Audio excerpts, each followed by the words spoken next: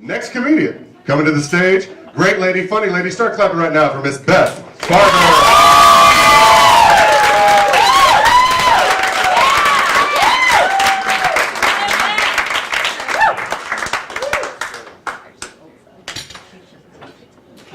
Good evening.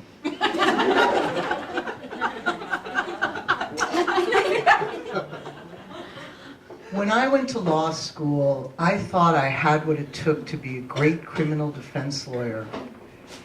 I had a passion for fighting against injustice. I had a loud and commanding voice, and I had very large breasts.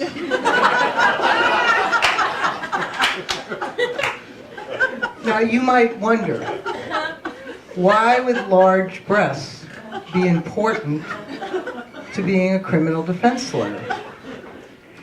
My thinking was that if I could get the jury to focus on my breasts,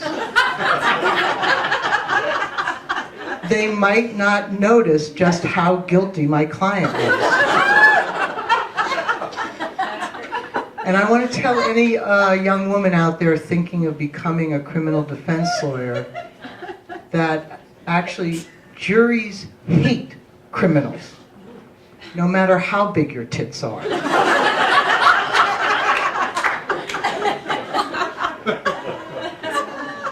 People ask me, is it hard to do stand-up comedy? You know, what if the audience is hostile? And I say that is nothing compared to standing up in front of a jury and telling them that your client is innocent, when 5 separate unrelated eyewitnesses have identified him as the shooter.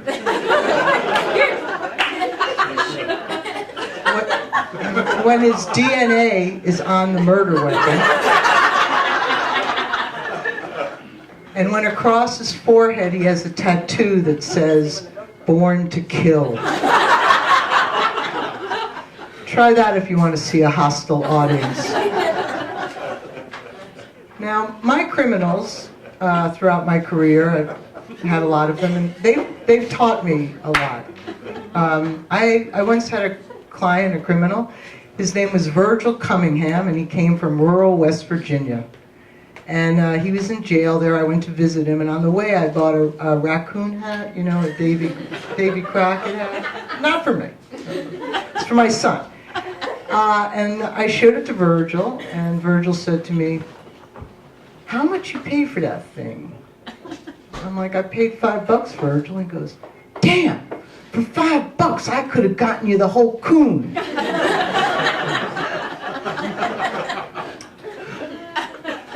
Now, the one rule that every trial lawyer is taught, and the one golden rule, is never, never, never ask a question you don't know the answer to. So I had a case once where my client was charged with bank robbery, and his 16-year-old daughter, Taisha, was his alibi witness, and she came to court, and she testified. And then the prosecutor, on cross-examination, he said to her, "Taisha, you testified on direct examination that you were with your father at home at the time of the bank robbery. Isn't that right?" And Taisha said, "Yeah." And then he said to her, and you know, Taisha, that if your father is convicted, he's going to go to jail for a very long time. And she said, "Yeah, I know." And then he said, "And you don't want that to happen, Taisha, because you love your father. Isn't that right?" And Taisha, bless her heart, she looked him straight in the face and she told him the absolute truth. She said, "Not really."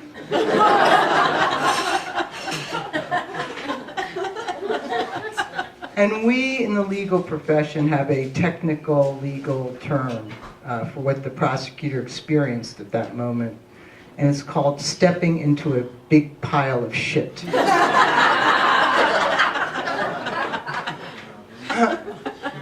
Now, everyone likes to get something for free. So I have a client, his name is Boris, he's a Jewish guy from Queens. He called me up the other day, he was very, very excited, and he said to me, you know, Miss Farber, this great thing happened. The police gave me a DNA test for free.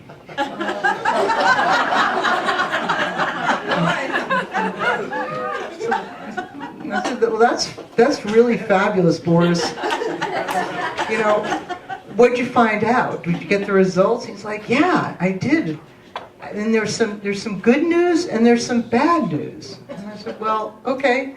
You know, what's the bad news, Boris? And he said, well, the bad news is that my DNA was found at the scene of a double homicide. I said, well, what's the good news, Boris? I said, I'm second cousins to Jerry Seinfeld. Thank you very much.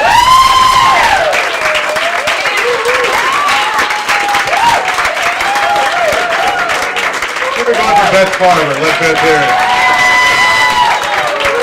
Good job, Beth.